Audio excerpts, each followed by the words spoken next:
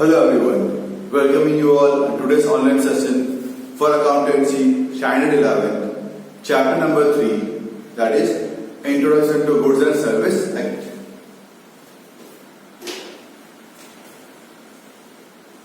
Chapter number 3,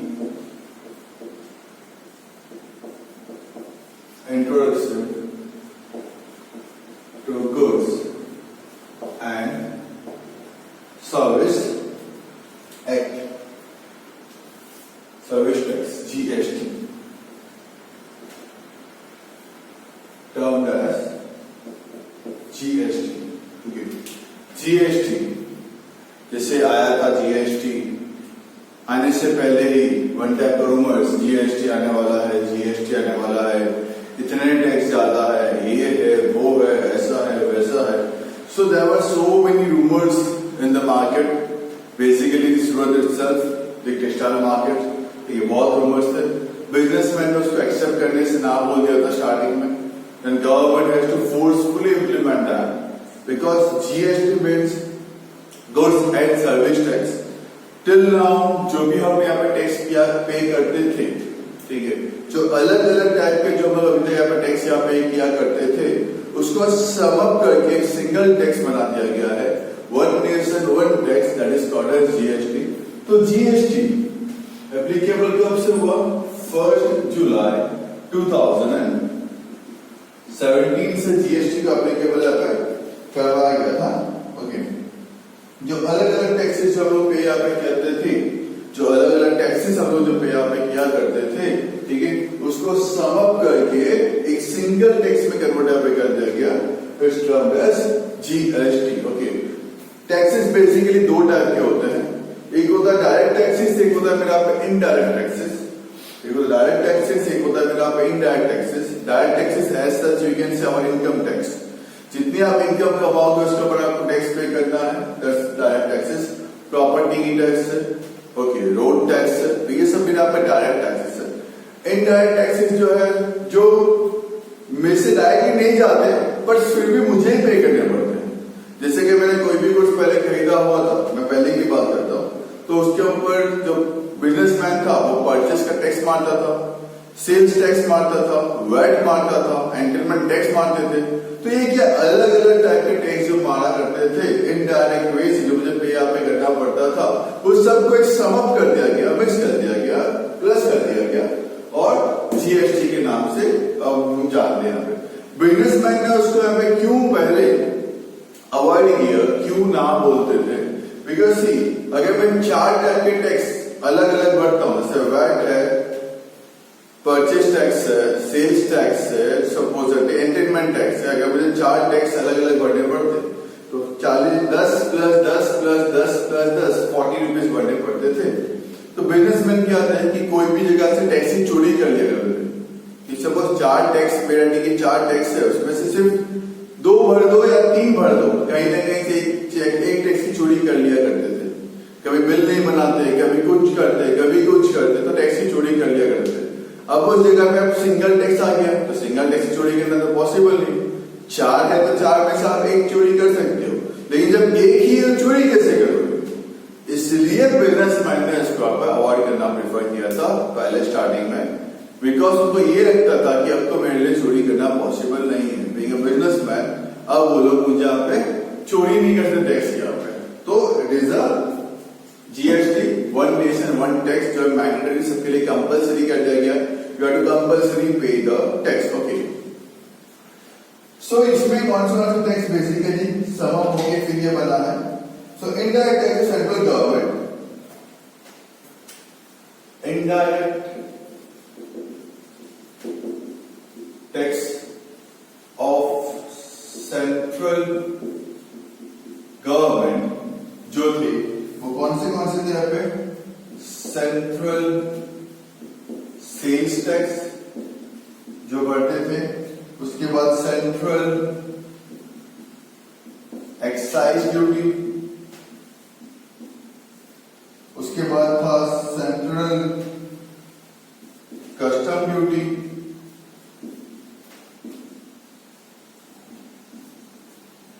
okay, उसके बाद था सर्विस टैक्स,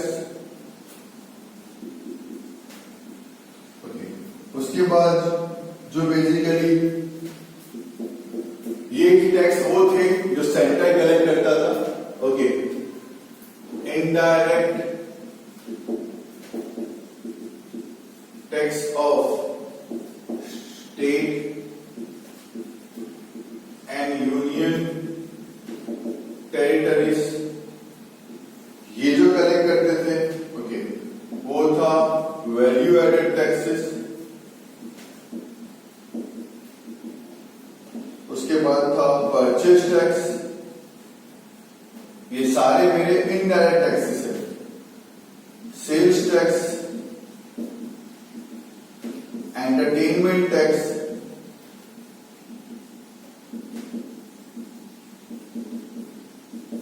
ओके, तो ये सब को मिक्स करके फिर बना मेरा यहाँ पे जीएसटी। अब मुझे अगर सिंगल टैक्स यहाँ पे करना है, that is called S GST, जो यहाँ पे यूनिफॉर्म है, ठीक है। ये यूनिफॉर्म टैक्स है। यूनिफॉर्म टैक्स मतलब पूरे कंट्री में यही टैक्स चलेगा। आप कहीं से भी कुछ भी परचेस करोगे, whatever goods services you are using, जो भी आप करते हो, ठीक है, आपको पूरी कंट्री में एक ही सिंगल रेट ऑफ टैक्स आपको मिलेगा पर्टिकुलर गुड्स के ऊपर, तो that is called as GST, okay, goods and service tax. तो ये आया कैसे? वन टैक्स मानते हैं हम लोग पूरे कंट्री के अंदर, वन टैक्स, ओके। अब ये टैक्स का बेसिक फंडा मैं आपको बताता हूं। ये basically supply of goods and services पे लगता है, supply of goods and services पे यहाँ पे लगता है, ओके। ये कैसे होता है? सपोज एक बिजनेसमैन जब गुड्स परचेस करता है, सपोज एक बिजनेसमैन जब गुड्स परचेस करता है, ठीक है, आपको वन टैक्स मतलब आपको सिर्फ एक ही बार टैक्स पे करना है। आपको वन टैक्स मतलब से आपको एक ही बार टैक्स पे करना है, ठीक है। जिसने आपको सप्लाई किया उसने ऑलरेडी टैक्स पे कर दिया, उसने ऑलरेडी जीएसटी पे कर दिया। तो बिजनेसमैन ने, ओके, सप्लाई किया गुड्स यहाँ पे, ओके, तो वो ऑलरेडी उस गुड्स के ऊपर टैक्स पे कर चुका है, जीएसटी ऑलरेडी पे कर चुका है, तो वन टाइम वन टैक्स उसने पे किया, ठीक है। वो गुड्स उसने सपोज होलसेलर को प्रोवाइड किया, वो गुड्स सपोजिटली उसने यहाँ पे होलसेलर को प्रोवाइड किया। तो अब होलसेलर अगर परचेस करेगा तो उसको बिल बनाना पड़ेगा, जहां बिल बनेगा वहां पे जीएसटी आएगा, कंपल्सरी लीगल है तो जीएसटी आने वाला है। बट हाँ, बेनिफिट क्या है इसका, ठीक है, अगर हम समझे इसको डिटेल में, आराम से सुनना, ओके, डिटेल में समझे। अगर सपोज बिजनेसमैन है, मतलब यू कैन से मैन्युफैक्चरर है, ठीक है, उसने गुड्स 1000 रुपीज के लिए, ठीक है, उस पर जीएसटी सपोजिटली जीएसटी का रेट चल रहा है 10%, तो उसने इस पे 100 रुपए का जीएसटी भर दिया है, उसने इस पे 100 रुपए का जीएसटी ऑलरेडी भरा हुआ है, तो बिल कितने का दिख रहा होगा? 1100 रुपए का आपको बिल यहाँ पे दिख रहा होगा, ठीक है। इसने ये बेचा होलसेलर को, ओके, इसने ये बेचा 1100 में होलसेलर को। होलसेलर को बिल बनाना पड़ेगा रिटेलर को बेचने के लिए, तो इस पे भी 10%, सपोजिटली 110 रुपए, ठीक है। तो ये मिला रिटेलर को, कितने मिला? 1210 पे मिला, ऐड करके मिला रिटेलर को, क्योंकि बिल बनाना है, ओके, तो बिल पे तो जीएसटी आने वाला है, ओके। रिटेलर ने बेचा कस्टमर को, सप्लाई कर रहा है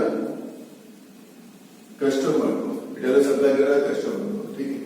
तो इस पे वापस से 10%, दैट इज 121, 1210 प्लस 121 करते हैं तो आता है यहाँ पे 1331, ओके। तो कस्टमर को, रिटेलर ने जब बिल बनाया गया कस्टमर को 1331। अब सर ये जो है टैक्सेस इज एज्यूम फिगर है, ओके, जरूरी नहीं यही हो, ओके। सो सर एक ही गुड्स पे ऊपर आप बोल रहे थे वन टाइम टैक्स पे करना है, सर ये 3 बार टैक्स पे किया, इसने तो पे कर दिया, सर इसने भी पे किया, इसने पे किया। सो समझो आप आराम से होता क्या है। जब मैन्युफैक्चरर ने गुड्स सप्लाई किया तो 100 रुपए का टैक्स उसने पे किया, होलसेलर ने जब गुड्स सप्लाई किया उसने 110 का टैक्स पे किया, रिटेलर ने जब गुड्स सप्लाई किया तो इसने 121 का गुड्स टैक्स पे किया। तो इनके पास अपना जीएसटी नंबर अवेलेबल है, इनके पास जो अपना जीएसटी नंबर अवेलेबल है, ये जब सप्लाई करते हैं, ठीक है, तो अपना जीएसटी नंबर भी साथ में दे दे गवर्नमेंट को, बिल के पीछे लिख के जीएसटी नंबर भी दे दे। विदिन 2-3 मंथ्स इनको ये पैसे जीएसटी के वापस से मिल जाएंगे। क्यों वापस मिलेंगे? द रीजन इज दैट एक ही बार एक गुड्स के ऊपर आपको वन टाइम टैक्स पे करना है, ना कि more than one time tax पे करना है। बिल बनाना है, लीगल जाना है तो आपको टैक्स दिखाना पड़ेगा। इसका ये मतलब नहीं कि आपको टैक्स पे करना है, आपको उस टैक्स का रिफंड वापस से मिलेगा अगर आप जीएसटी का नंबर देते हो तो। सपोज आप बाहर रेस्टोरेंट में खाना खाने जाते हो, आपने 1000 रुपए का खाना खाया तो बिल आता है 1100 रुपए का, 100 रुपए का सपोज टैक्स लग गया। ठीक है, आप रेस्टोरेंट के मैनेजर को अपना जीएसटी नंबर देकर आओ, ठीक है, जीएसटी नंबर आप देकर आओ मैनेजर को, ठीक है। आपको विद इन 1-2 मंथ्स उस जीएसटी जो बिल पे जो जीएसटी आपने पे किया है वो आपको रिफंड आपके अकाउंट में अवेलेबल हो जाएगा। तो जीएसटी का आपको ये बेनिफिट है कि आपको एक ही बार टैक्स पे करना है एक पर्टिकुलर गुड्स के ऊपर, बार बार नहीं पे करना है। ठीक है, पहले क्या था सेल्स टैक्स अगर मैं समझाऊं आपको, पहले बिजनेसमैन जब सेल यहाँ पे करता था जितनी बार मैं सेल करूं उतनी बार टैक्स भरना पड़ता। 1000 रुपए का था, सेल किया मैंने उसको, उसने टैक्स पे किया, उसने फिर वापस सेल किया, इसने टैक्स पे किया, इसने वापस सेल किया तो इसने टैक्स पे किया। तो क्या कंटिन्यूस एक ही गुड्स के ऊपर जितनी बार सेलिंग प्रोसेस चलता था उतनी बार यहाँ पर टैक्स यहाँ पे चलते थे। तो इसलिए बिजनेसमैन उसको लूटते थे कि भाई अपने मर्जी पे है, जितने में चाहो उतने में बेचो, ठीक है, जितनी बार बिल बनाओगे उतनी बार आपको टैक्स का पैसा का बेनिफिट यहाँ पे मिलेगा। तो पहले चोरी करना बहुत आसान हो गया था, तो गवर्नमेंट ने डिसाइड किया कि भाई अब अलग अलग टाइप के टैक्स जितने भी है, ओके, ये सबको समाप्त किया जाए और एक सिंगल टैक्स में कन्वर्ट किया जाए, that is called GST. Okay, so अब वहां पे रेस्टोरेंट में खाना खाने गए, जीएसटी नंबर देकर आए, ठीक है, अपना जीएसटी नंबर देकर आए तो जीएसटी जो आपने पे किया है फूड के बिल के ऊपर उसके पैसे भी आपको रिफंड में मिल जाएंगे। तो जीएसटी ये काम आपको करता है, तो आपके लिए बहुत ज्यादा बेनिफिशियल है। ओके, अगर आप जीएसटी वाले हो, ठीक है, if your father is a businessman, okay, घर पे बिजनेसमैन है तो ओके, तो अपना जीएसटी नंबर जहां से कुछ भी लेते हो, खरीदते हो, खाना खाते हो, वहां पे अपना जीएसटी नंबर देके आए और उसके आपको पैसे रिफंड यहाँ मिलेंगे। बेसिकली बिजनेसमैन यहाँ पे क्यों नहीं देता है, ठीक है, ये बिकॉज कि अगर मैंने अपना जीएसटी नंबर दे दिया तो मैं जो भी एक्टिविटी करता हूँ सारे मेरे लीगल हो गए। रेस्टोरेंट में जाके मैंने खाना खाया, जीएसटी नंबर दे गया तो उसका तो इन्फॉर्मेशन गवर्नमेंट को मिल गया ना, ठीक है। तो मतलब A to Z मैं पूरे दिन में जो भी काम यहाँ पे करता हूँ, अगर मुझे जीएसटी के पैसे बचाने हैं, ओके, 1000 रुपए का खाना खाया, 1100 का बिल आया, 100 रुपए का जीएसटी मैंने पे कर दिया, वो 100 रुपए की जीएसटी मुझे वापस लेने के लिए मुझे तो 1000 रुपए का खर्चा दिखाना पड़ेगा, तो ही तो 100 रुपए मिल रहे ना मेरे अकाउंट से। समझ में आई मेरी बात? बिजनेसमैन को बताना पड़ेगा ना, अब जीएसटी नंबर दोगे तो उसको तो इन्फॉर्मेशन मिल जाएगा, आपने खाना खाया था 1000 रुपए का, तो 1000 रुपए तो आपके अकाउंट में ऐड हो गए ना, जब इनकम टैक्स पे करने वाले तो एक्सपेंडिचर में गिना गया ना वो तो 1000 रुपए। तो बिजनेसमैन को अगर ये नहीं करना है तो बिजनेसमैन इसलिए जीएसटी नहीं देता है। बाकी जीएसटी एक बेनिफिशियल टैक्स आपको माना जाता है, ठीक है। ये सेंट्रल गवर्नमेंट ये टैक्स यहाँ पे कलेक्ट करती है, ओके, करती थी, आई कैन से 1 जुलाई 2017 से पहले स्टेट यूनियन टेरिटरीज ये टैक्स कलेक्ट किया करती थी। तो इन दोनों को समाप्त करके ऑन 1 जुलाई 2017 में जीएसटी लेके आ गया। तो let us understand the basic features, GST का मतलब क्या और फीचर्स क्या है।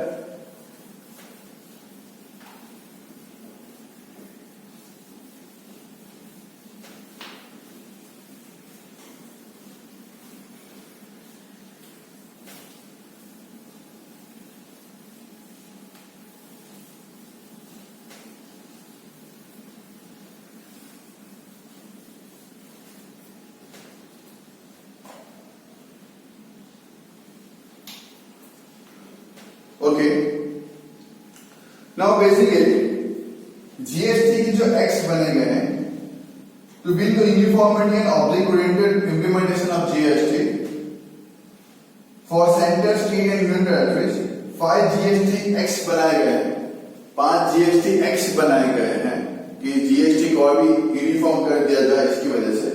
सो द नंबर 1 एक्ट जो है, 5 एक्ट है, 5 एक्ट है। तो नंबर 1 जो एक्ट है वो है CGST, central goods and service act, CGST, okay, central goods and CGST, central goods and service act.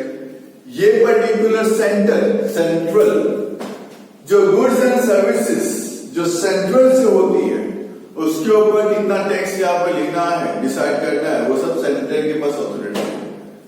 Government centre पे जो बैठी है उसके ऊपर ऑथोरिटी है, उसकी रेस्पॉन्सिबिलिटी आती है ओके कि कितना यहाँ पे टैक्स मुझे उनके पास से यहाँ पे कलेक्ट यहाँ पे करना है जो गुड्स सेंटर पे होते हैं वो। In this act provisions pertaining to central goods services act are covered, जो भी सेंट्रल गुड्स एंड सर्विसेज जो होते हैं वो इसमें कवर यहाँ पे किए जाते हैं। The next one is state goods and service act SGST. The word says state. Okay. In this act, provisions pertaining to state goods, जो भी गुड्स स्टेट के पास है, जो भी गुड्स स्टेट्स के पास है, ठीक है, तो उसके ऊपर कितना टैक्स यहाँ पे कलेक्ट करना है, उस गुड्स के ऊपर कितना टैक्स यहाँ पे कलेक्ट करना है वो स्टेट डिसाइड करती है। तो SGST स्टेट के पास जो गुड्स अवेलेबल है उसके ऊपर कितना टैक्स कलेक्ट करना है that is decided by the state commissions okay. उसके बाद है नंबर 3 यूनियन टेरिटरीज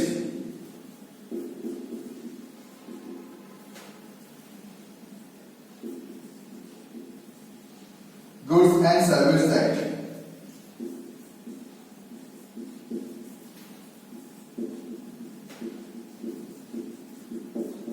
UTGST जो भी goods and services union territories के पास अवेलेबल है वो डिसाइड करते हैं यहाँ पे कि उसके ऊपर टैक्स यहाँ पे कितना कलेक्ट करना है।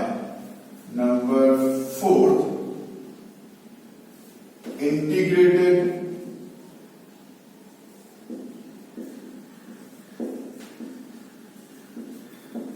Goods and service act IGST।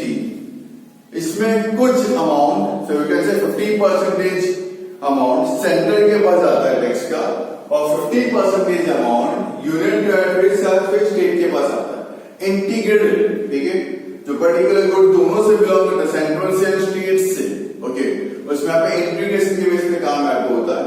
50% CGST and 50% SGST या UTGST लगता है यहाँ पे। And number 5 goods and service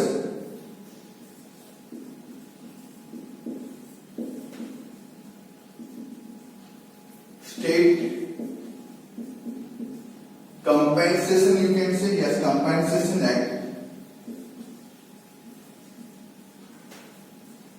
compensation act या तो एक और भी उसका नाम दिया गया है या GST कंपेंसेशन सेस एक्ट, इसको बोलते हैं GST कंपेंसेशन सेस एक्ट। अभी कंपेंसेशन जो भी स्टेट्स यहाँ पे GST का अमाउंट प्रॉपर वे से नहीं कलेक्ट कर पा रही है, अभी नहीं हो रहा उसके पास टैक्स कलेक्शन जितना पहले हुआ करता था।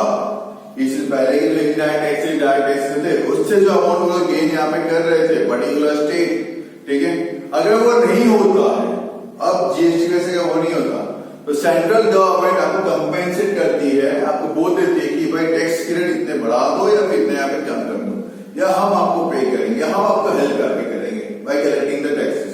तो होता है यहाँ पे goods and service compensation act in short, ठीक है, उसको कंपेंसेशन को एक और क्या नाम है cess act okay. GST compensation cess act government आपको हेल्प करने के लिए बैठी है, सेंट्रल गवर्नमेंट को हेल्प करने बैठी है कि आपके वजह से टैक्स की वजह से आपके इतने पैसे कलेक्ट नहीं होते हैं तो we are always there for you for your particular state और यूनियन कि आपका पे हेल्प कर देंगे okay. Next we'll be learning about the meaning and special features of GST। ये 5 एक्ट के बस आपको सिर्फ नाम याद रखना है, इनके इतने डिटेल्स हमें पढ़ने हैं नहीं okay.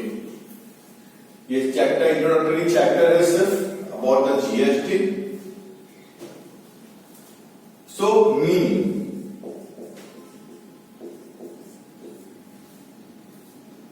different taxes of central and state governments are withdrawn and अलग-अलग टैक्सेस जो सेंट्रल स्टेट गवर्नमेंट यहाँ पे पे करती थी वो विथड्रॉन कर दिया गया और एक सिंगल टैक्स वन टैक्स यहाँ पे वन टैक्स यहाँ पे अप्लाई पे कर दिया गया जिसको बोलते हैं यहाँ पे GST okay. Different taxes of central government and state governments are withdrawn and goods and services are covered under one tax. This tax, इस टैक्स को हम बोलते हैं यहाँ पे जीएसटी के नाम से, ये टैक्स को फिर हमने जाना है. Okay, then taxes which is applicable. Okay, taxes which is applicable on supply of goods and services, जो बेसिकली गुड्स एंड सर्विसेज के सप्लाई के ऊपर डिपेंड करता है. Taxes which applicable on goods and service, supply of goods and services, उसको बोलते हैं GST, goods and service tax. उसके शॉर्ट फॉर्म है, उसको बोलते हैं यहाँ पे जीएसटी. जो हम सप्लाई के ऊपर टैक्स हम पे कलेक्ट करते हैं, that is called as GST. Okay, तो कोई भी चीज को समझना हो तो उसके लिए बहुत इंपॉर्टेंट है उसके फीचर्स को समझना. तो फीचर्स देख लेते हैं उसका.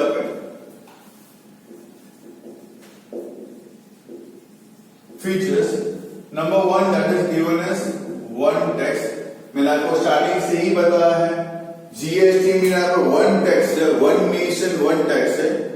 वो टैक्स जो गवर्नमेंट ने डिसाइड यहाँ पे किया है, वो टैक्स पूरी कंट्री को फॉलो करना है, कंपल्सरी है. आप उसमें कोई एक्सक्यूज दे नहीं सकते कि ये इसमें इतना क्यों, उसमें उतना क्यों. गवर्नमेंट ने, सेंट्रल ने या स्टेट ने कुछ सोच के ही पर्टिकुलर हर एक गुड्स पे अलग अलग टाइप के टैक्स यहाँ पे लगा के रखे होंगे, अलग अलग परसेंटेज के टैक्स यहाँ पे लगा के रखे होंगे. ओके, तो one nation one tax.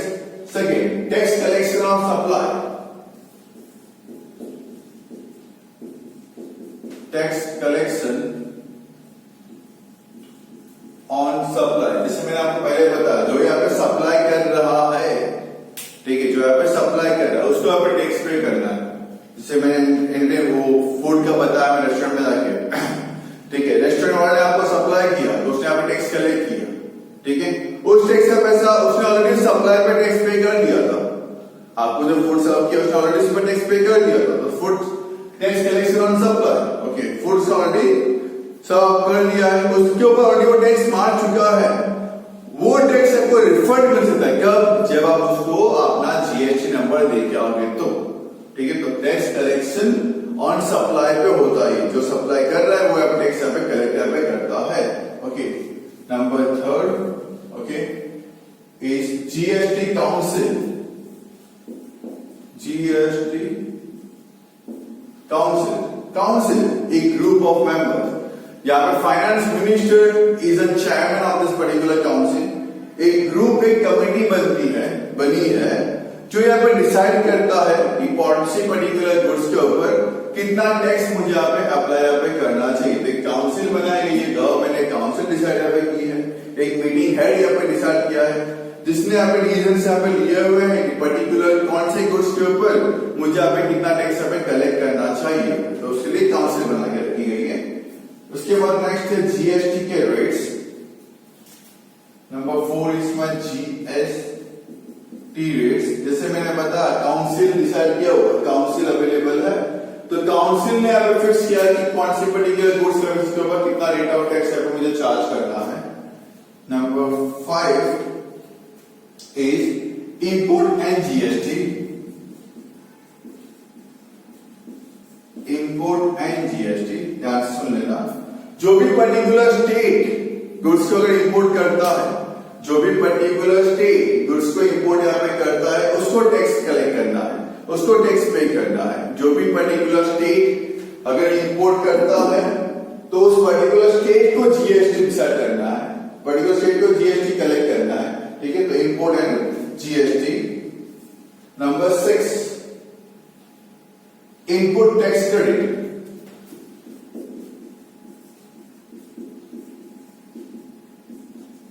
Input tax credit. GST paid on purchases allowable deductions from sale of goods and sale of goods and services. एक बार जब मैंने सामान परचेस किया तब मैंने जीएसटी पे किया, फिर मैं उस गुड्स को जितनी बार भी बेचूंगा, अगर मैं उसको बेचता हूं तो ठीक है, वो जीएसटी के पैसे मुझे वापस मिलेंगे, ऐसे डिडक्शंस मिलेगा. समझे? 1 लाख का मैंने माल खरीदा, 10% का मैंने यहाँ पर टैक्स पे किया, ठीक है. अब उस गुड्स को मैं बेच रहा हूं, तो जितनी बार उस गुड्स को मैं बेचूंगा, सेल्स करूंगा, मैं जब भी उस गुड्स का मैं सेलिंग करूंगा, वापस से जीएसटी तो मुझे बिल में दिखाना ही पड़ेगा, ठीक है. लेकिन आपको वो जीएसटी एज अ डिडक्शंस आपको अवेलेबल यहाँ पे हो जाएंगे. तो इनपुट टैक्स क्रेडिट, ठीक है, इनपुट हुआ आपके लिए. जीएसटी आपने एक बार पे कर दिया, उसके पैसे आपको वापस इनपुट मिल रहे हैं, ठीक है, जिसे मैंने आपको पहले बताया था। उसके बाद में मिला आपको tax distribution number 7,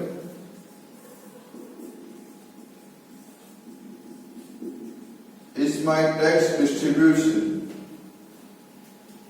An appropriate tax distribution system for central and state governments is made available in this tax. भाई कौन से सेंट्रल गवर्नमेंट कितना टैक्स यहाँ पे लेगा, स्टेट गवर्नमेंट कितना लेगा, यूनियन टेरिटरी यहाँ पे कितना लेगा, तो उसका यहाँ पे डिस्ट्रीब्यूट यहाँ पे ऑलरेडी कर दिया गया है जीएसटी के अंदर। Then number 8 is tax determination.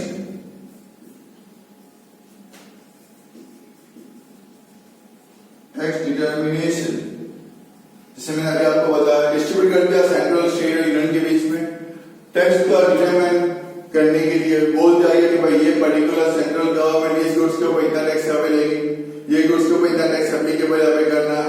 तो टैक्स को डिटरमाइन ऑलरेडी कर दिया गया पहले से ही, चाहे कोई कंफ्यूजन ना हो, वंस डिसाइडेड तो वही करना है, ठीक है। जिससे फूड टैक्स बस 17% है, कहीं पे भी खाना खाओ, डिसाइड हो गया कि फूड के ऊपर आपको 17% टैक्स यहाँ पे करना है। Then coming to number 9, predetermined tax structure. Predetermined tax structure, okay, जिसे मैंने बताया पहले से फिक्स, प्रीडिटरमाइंड पहले से फिक्स हो चुका है, ओके, कि कहां से कितना अमाउंट ऑफ टैक्स कलेक्ट करना है, तो बेसमेंट को सोचना नहीं पड़ता, he knows it very well कि ये काम करूंगा तो इसको मुझे इतना जीएसटी पे करना पड़ेगा। Then number 10, 5 GST act.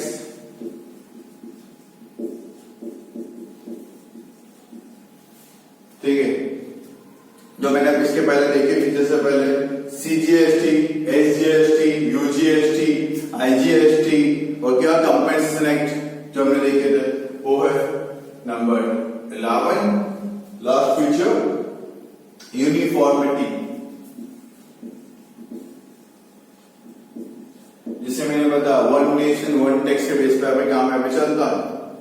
तो यूनिफॉर्मिटी, सेंट्रल ने, स्टेट ने, यूनियन ने जो भी टैक्स यहाँ पे डिसाइड यहाँ पे किए वो पूरे कंट्री में यूनिफॉर्म टैक्स रेट ही चलेगी, ठीक है। आप चाहे पंजाब में जाओ, आप चाहे वेस्ट बंगाल में जाओ, आप चाहे गुजरात में हो, कहीं पे भी क्यों नहीं हो, ठीक है, आपको यूनिफॉर्मिटी मिलेगी टैक्स के अंदर, जो पहले हुआ नहीं करता था।